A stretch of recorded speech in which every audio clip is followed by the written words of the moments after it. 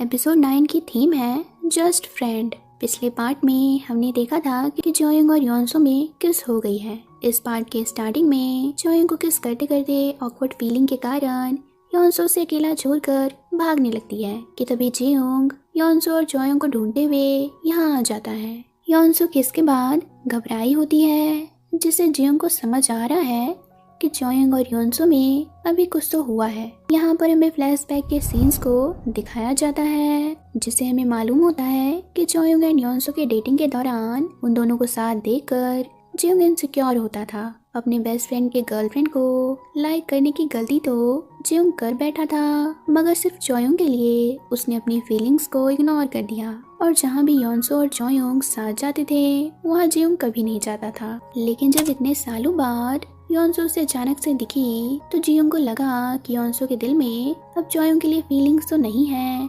इसलिए अब मैं योनसो को अपना बना सकता हूँ। किस होने के बाद योनसो इम्पोर्टेंट ऑफिस वर्क का बहाना बनाकर ट्रिप से लौट आती है और योनसो के कारण ही बाकी लोगों को भी ट्रिप से आना पड़ता है। बट योनसो और जॉयंग दोनों ही मेंटली डिस्टर्ब है ये सोचकर कि उन्हें एक दूसरे को किस नहीं करना चाहिए था। योनसो को तो रियलाइज हो रहा है कि वो जॉयंग को एक बार फिर से लाइक करने लगी है।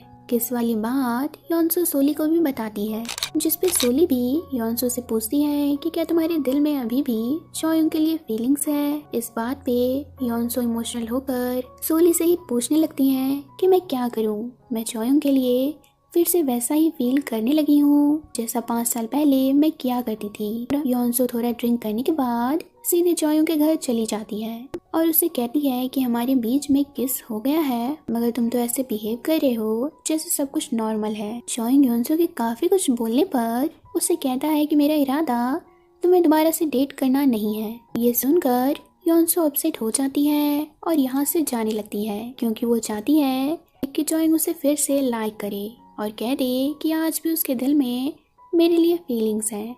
बट जॉयंग के डेटिंग ना करने के बाद से योनसो को बुरा लग रहा है और वो अपने आप को हैंडल करने की कंडीशन में फिलहाल तो नहीं है। इसी वक्त जॉयंग उससे जाते हुए रोक लेता है और कहता है कि हमें फ्रेंड्स बन जाना चाहिए। हो सकता है कि हम अच्छे फ्रेंड्स बनकर अपनी अपनी लाइफ में आगे बढ़ सकें। योनसो जॉयंग के इस अनएक्सपेक्टेबल फ्रेंड बनने वाली बात पर गुस्से में कहती है कि तुम्हारा दिमाग तो ठीक है और अगर तुम्हें फ्रेंड बनना है तो चलो फ्रेंड बन ही जाते हैं। योनसो अपने घर ना जाकर यही जॉयंग के घर पर सोने का डिसाइड कर लेती है। जॉयंग उससे घर जाने को कहता है, बट वो भी कहती है कि अगर मैं तुम्हारी फ्रेंड हूँ तो मेरे यहाँ सोने से तुम्हें कोई दिक्कत नहीं होनी चाहिए, क्योंकि कोई भी अपने फ्रेंड के घर में सो सकता है। अगली सुबह भी जब जॉयंग सोकर जगता है तो योनसो उसके घर पर ही होती है। जॉयंग उसे घर जाने को एक बार फिर से कहता है तो योनसो उसे ढीठ की तरह रिप्लाई देती है कि मैं आज घर नहीं जाने वाली हूँ, हम 2 फ्रेंड्स मिलके आज हैंग आउट करेंगे। जॉयंग तो अपने बोले हुए बात में खुद ही फंस गया है।